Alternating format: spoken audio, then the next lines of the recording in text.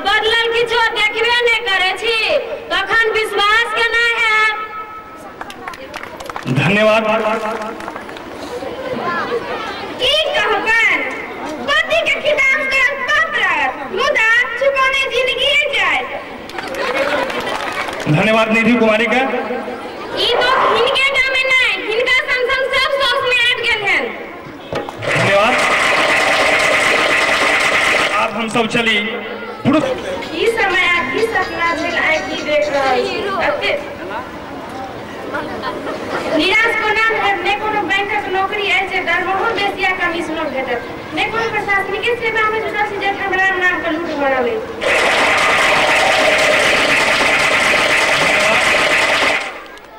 रविंद्र का भूमिका में चंदन कुमारी का।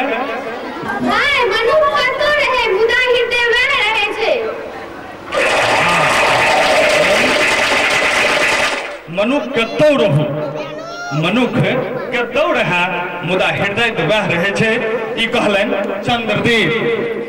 चंद्रदेव माने तामक तम भेल एकांकिक एकटा पुरुष पात्र जकर अभिनय खुशबू कुमारी गेली है। और अब हम सब चली आगे के यो मजर बात तखन न ई बुढ़िया तखनियो बेदरा बुझैया त घरवाली की बुझत। हाँ ई बात तो छै जे सबके मोजर चाही। ई मात्र सुंदर लालेटा के समस्या नहीं छियै। ओना एक दृश्यावलोकन हम सब नाटक मध्य करबे करब मुदा गपसपक क्रम छै तैं हम एक बेर बाजि दिअ चाहै छी।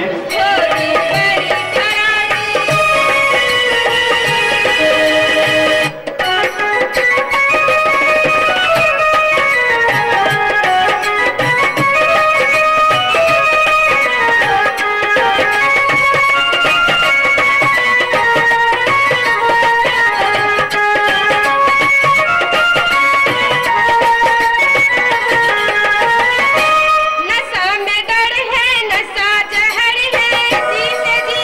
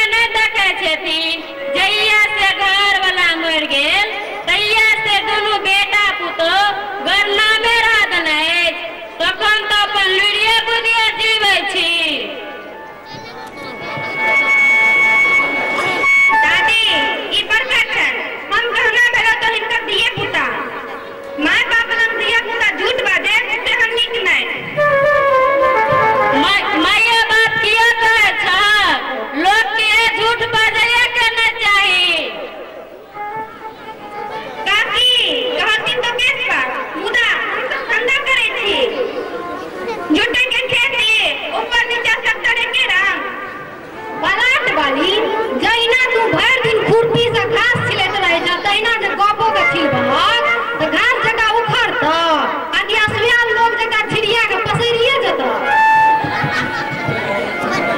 हां त आगू की कहलक है पिपरा वाले काकी घर वाला त कहे लागलियन बजट लाज होइया की कहबन जैना बुढ़वा ससुर तड़ी पर है तहने बेटा कमाई खटाई नहीं छ से जो कमेटिए तो महीना रोड में पवे तो बाप के तो खेत खतार है देश में किन के पी ले अब ना खेत खतार है ना कमबे वाला बच्चा कैटा छ दादी दो भाई बहन छोटका बड़का 6 बरका और छोटकी 4 बरका अपने जे फौरी करे चल जाय छहक त बेटा बेटी के बाप देखे छ कि ने दूर दादी कथी देखते हो जन पिट्टा भले दिन पी का हरदार बजत रही है जहां कुछ बाजली सहाय लठी लगा दैया तू नहीं उल्टा दे छ दूर काकी इहो सहक है छथिन कुल खानदान के जब पुरखे न रखे आगे जाने जा दियो हमरा जो कतनो सुना तो दोख नहीं लागत मुदा हम जो ओकरा उठे में तो कुल खानदान का नाक में कटिया कि नहीं ओइना बलाट वाली चोल करे छ बाजा भर दिन में कते कमा ले छ दादी कमाइए पर तो ठार छी दोनों बालों बच्चे के पोसे छी घरो वाला के कनी पीवे ला दे छी पैसा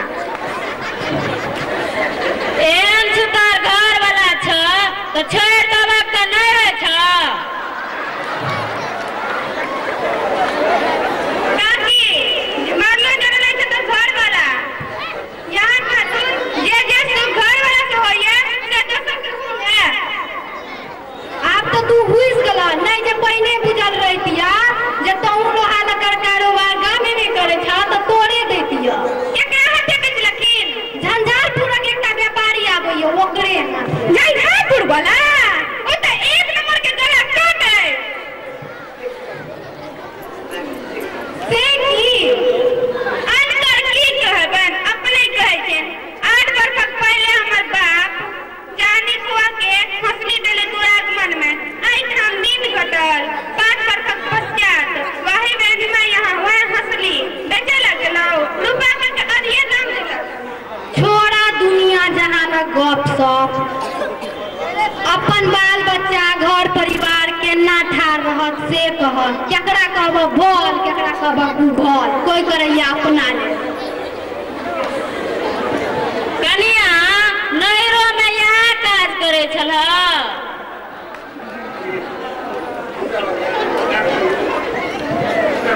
काकी हिनका पैर छुबी कहे छियन तोहरा बेलो तो मैये पितिया माय पितिया लग झूठ नहीं बाजब नैरा मन करे छे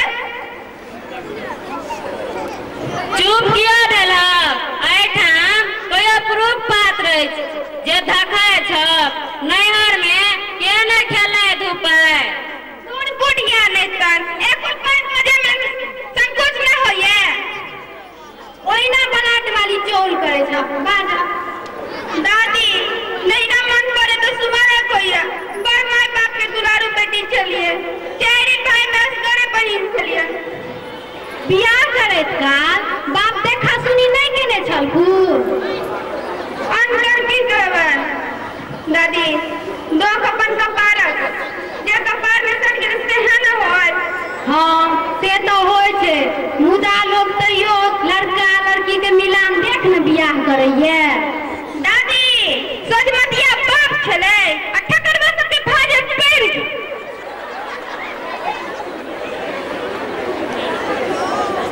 एठाम तो और आगुओ जब कि भ गेल दादी भ गेले बर्तन के कमाए बालो बच्चा देखल बड़ी खान भ गेल और रोडो चंडाले है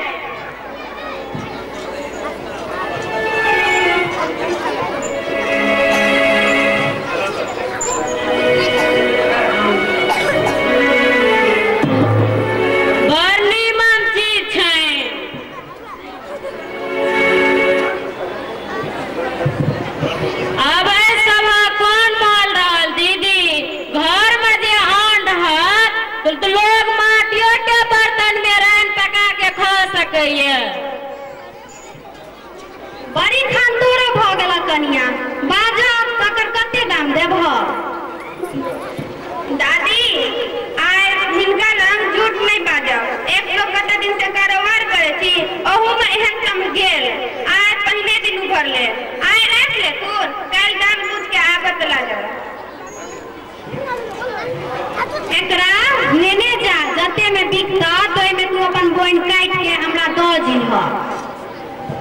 बड़ नीमन कीजिए। जैना सास ससुरक बीचक जिंदगी बेटा पुतोह के बीच बदल जाइए तहिना उ तम भइल के भेल। से की दादी से की कहबो नैहर में जइया देलक आ एठाम आबि घरक गिरठाइन भर रुपैया पैसा राखे तिजौरी बनल रहे मुदा जइया से चोर चुहारक उपद्रव बढ़ल तखन बुढ़बा ससुर एहि पर झपना दऽ ओछाइन तर में गाड़ि के रखे छै। आब तऽ सहजे घरे ढंग मना गेल तऽ एकरा के पूछत। कनिया दादियों के दीदियों के थकते छन तबे नून तेल करे ले अधो छिधो द दहुन आ ल जा।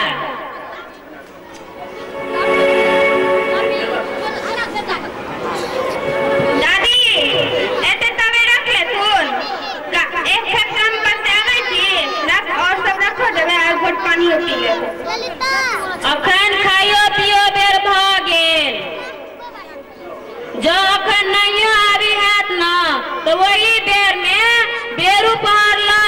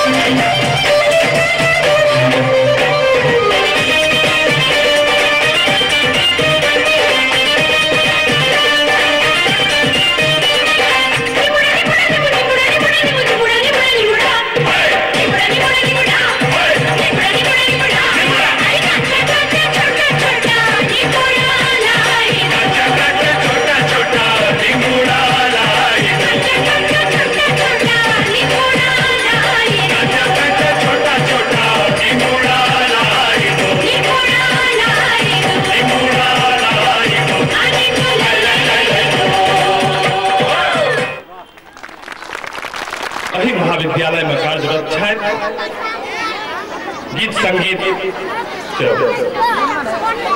वो थोक छै ने मात्र असगर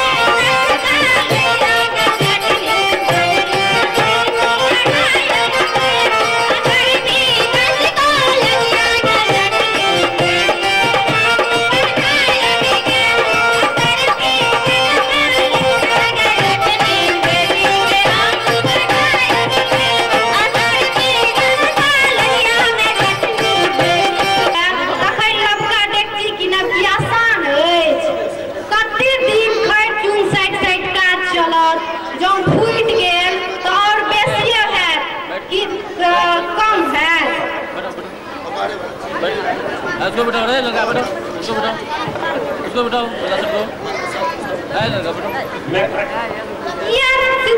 किया सितार लरिया जका बाड़िए पड़ा गेला हां की कहबन दीदी ई की न जाने छथिन जेने बेटा है तेने पुतू बीच में हम दुश्मन की करबह जखन बेटे माई के नहीं चिन्हलक जकरा 9 मास पेट में रखलक त पुतौ त सहजे दोसरा के बेटी छी कहे तो दीदी ठीके छथिन मुदा यह कहथिन जे ओए घर द्वार में हमर कुछो ने अछि तो हम कतो से कहा फंसा कैल छी से की कहे छ लोकक मतिये मारा गेले जे माय बाप दादा दादी अतेटा जिंदगी देखलक ओ सब किछु ने जे छौरा छोरी कुछो ने देखलक ऊपर बुधियार भ गेले से नहीं देखे छ हाँ से तो देखे छिए मुदा सब कहैया जे जुग जमाना बदल गेल आ बदलल किछो देखबे नहीं करे छी तखन केना विश्वास है जैना दिशांश लगने लोग पूर्व के पश्चिम आ उत्तर के दक्षिण बुझै छै ने तहिना भ गेले नहीं बुझलिए जुग जमाना बदलल नहीं एक डेग आगू बढ़ौलक है बदले के माने होय छै जे एकटा हटा दोसर नवका आनी से सब नहीं भेल है जौ से होइतियै त देखतौ जे सब कुछ आगि में जरि गेल आ कि बाढ़ि में दहा गेल आ सब कुछ फेर से नवका भ गेल छोड़तुन ए मगजमारी गप के अपन बात बिसर जेब अनकर बात जे सुनब तो मात भरिएबे करे छै कि नहीं जाबे अपन बात नहीं बुझबह तबे मात हेलू के नहीं हेतो की भेल हन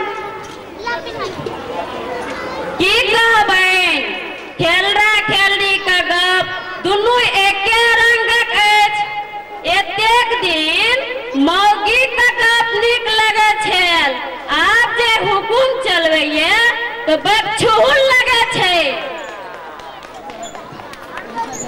तो त केहन बढ़िया जीवै छलक दुनू पहर दू पथिया घास आनै छलक आ दुनू साँझ खाइ छलक बेटा पुतौह जे घर सम्हारि लेलक त और जान हल्लुक केलक कि ने हाँ से तो कहे छथिन मुदा यह कहथिन जे जते काल बाधे में रहे छी ततबे काल ने आ जखन जे अंगना में रहे छी तखन केना देखल जायत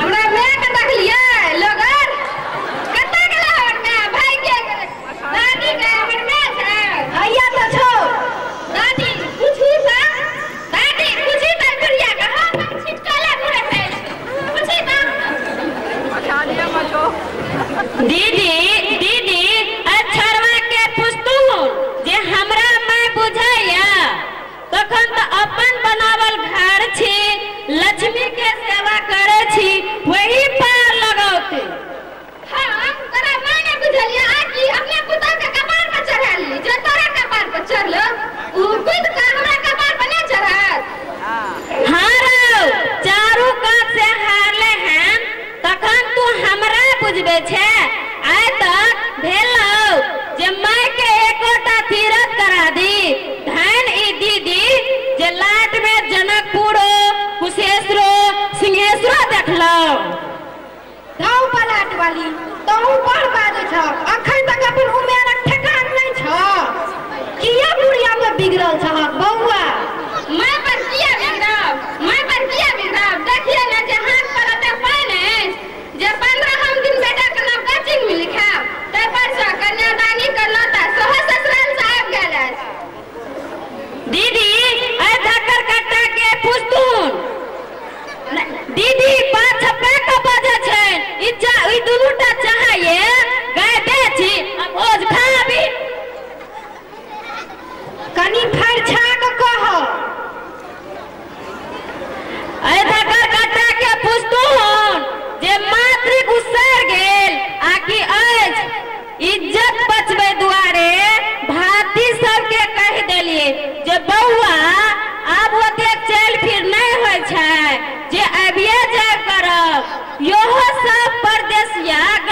छे तो 10-20 रुपया आ लत्तो कपड़ा दो दे छे। एकरा पुस्तून ते एक बित्ते नुआ किन के दैया। बहु बर लगई जा बलाट वाली कनी खर्चा के कह बउआ। दादी दादी ननर वाली का बहिन छे ना ओकरा बेटी के बियाह छी। सबटा लोग परदेसिया भ गेलिया। लबका विधि व्यवहार करैया। पुरना गाम लिया छोड़ देना है। रमेशक साथ संगी झंझारपुर कोचिंग में एडमिशन करा ले। ओकरा जे हमने करबे से केना हेतै? आई काज ने के मुछी मारता भगवान करतून जे चारियो अक्षर पढ़ लता ओते नीके न हेता। औना लोग कहैया जे पढ़ल लिखल हरो जोता त सिरोर सोझे रह। कन्या के की विचार छै? ऊ कहैया सबक ठाट बाट बजारुआ रहा तै दिन में हम जाओ से केना जाओ? ऊ हमरा देख के ऊ सब हंसत ने। बौआ जाबे स्थिर मन से घरक नीक अदला नहीं बुझबह ताबे तो ओहिना न हेता। तोरा जे कहबा से हमर नहीं देखे छह। हमर बेटा शहर में अछि, खेत किनलक आ घर बनाबत। एठाम हम नूनो तेल ल मरै छी। अखनो जे एक रत्ती चुचुहु है से यहाँ दुनिया पर ना खेत पथारक कोनो लचैत अछि। गोटे बार बाढ़ आबैया तो सेटा दहाइए जाइया। गोटे साल हवे त रदिया भ जाइया। गोटे साल हवे तेहन भ जाइया दाने भर भ जाइया। कीड़ी फतिंगी के कोनो चर्चे नहीं अछि। बौआ घरक पुरुष त तोही न छह। तोही न घरक गार्जियन भेलह। हाँ से तो छिए मुदा के मदद कर तखन ना ई बुढ़िया खनी हमरा पेटरा बुझैया त घर वाले की बुझत? थूक दे तू एम छरवा के। दुनिया में मायक सेवा से बढ़ के कुछो नहीं होय छे। तखन रंग बिरंगक माय बाप बेटा बेटी भ गेल अछि। तें दुनिया दिस नहीं देख के अपन हृदय में माय के समुचित जगह देबाक चाही। दीदी पैग फरक पैगे लती होय छै मुदा छोटक त छोटे होय छै ने। हाँ से तो होय छे। अच्छा बौआ अते दूरक लत्ती केना के पकड़ लेलह? नहीं हर सासुर धरक त ठीक छे आ नोनी साग काटे केना के चतेर गेलह? दादी की कहब ई सर मोबाइल जे न से करैया। मोबाइल पर नोटा बिहान एटीएम से लेन देन एहन सस्ता भ गेल है से खुदिया से बेसी लगुरा लागल है। बौआ अनकर की कहबा? अपना पोता के 10 बरिख भ गेल अछि। अखन धरि एक नहीं देखलहुँ तक नहीं। तखन त छाती में मुक्का मारने छी जे जखन बेटे नहीं तखन पुतौह आ पोता पोती कहतक। तखन की करी दादी? बौआ किछु जे धाय द कहि देबा सेहो नीक नहीं हेता। कियाक त घर में कतेक रंगक लोग होइ छे। अपना रंगे सब देखे छे। एकेटा बात एक गोरा के नीक लगे छे एक गोरा के अधला लगे छे। जकरा अधला लगते ओ त अधले नहीं कहता। दादी ननरवाड़ी चल अहाँ के दादी ननरवाड़ी दादी अहाँ के बात माया मनैया। अहाँ जे करे सेहा करबे हम। बौआ देख जखने कमात कोई आ खर्चा कोई कर तखने घर में किछ न किछ गड़बड़ जरूर होय छे। तखन यह जे परिवार के सब कोई संस्था बुझ के ईमानदारी से जीवत। ननरवाली केना सुरियात? बेटा तोरे नहीं कि ननौरे वाली के स्कूल में की खर्च है से तो तो बुझे छह। मैं तो नहीं बुझे छह। तें कहक जे रमेशक नाम स्कूल में जाके लिखा दियो। बेस कहलिए दीदी। बैसल बैसल देह मोटाइए आ बात गढ़ाइए भने कहल की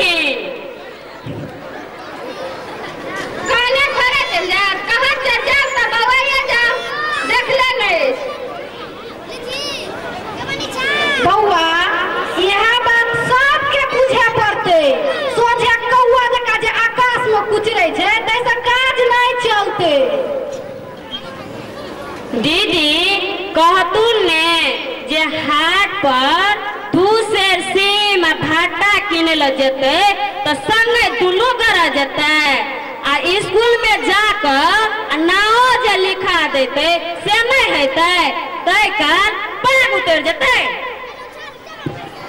देश तो कहल हर चला बउआ घर परिवार के नीक से चलाओ। अहू सब के कहै छी घर परिवार के बढ़िया से चलाओ। परिवार के अहाँ सबके तरफ से आभार प्रकट करैत धन्यवाद दै छियनि। और रागिनी जकर भूमिका में छलथि हैं सुश्री अपर्णा कुमारी और पलाट वाली जकर भूमिका में रहथि सुश्री कविता कुमारी और सुंदर लाल जकर भूमिका केने छलथि हैं सुश्री प्रियंका कुमारी जे एही महाविद्यालय छात्रा छथि। और हिनकर एहि भूमिका पर प्रसन्न भऽ कऽ श्री प्रमोद कुमार शाह तबला वादक संगीत प्रेमी सह एहि महाविद्यालय संगीतक प्राध्यापन सेहो करै छथि। मुग्ध भऽ कऽ 50 रुपया हिनका तीनों आदमी के प्रदान केलखिन हैं। श्री कपिलेश्वर शाह जी से विनम्र आग्रह करै छी जो आगू आबि ई 50 रुपया हिनका सबके दऽ आबथुन।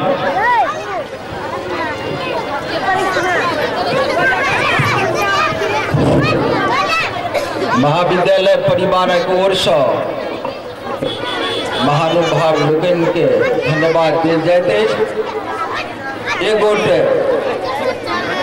आवश्यक सूचना हम दऽ रहल छी कि एहि साल 2012 में 12वीं कक्षा में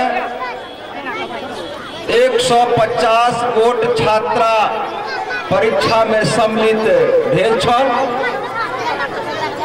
अहाँ सभक असीम कृपा से सहयोग से और एहिठामक जे सुयोग प्राध्यापक सब छथि हिनका सबक सहयोग से 44 गो छात्रा प्रथम श्रेणी में पास केलनि जे एक गोट गरीबा में विषय छै।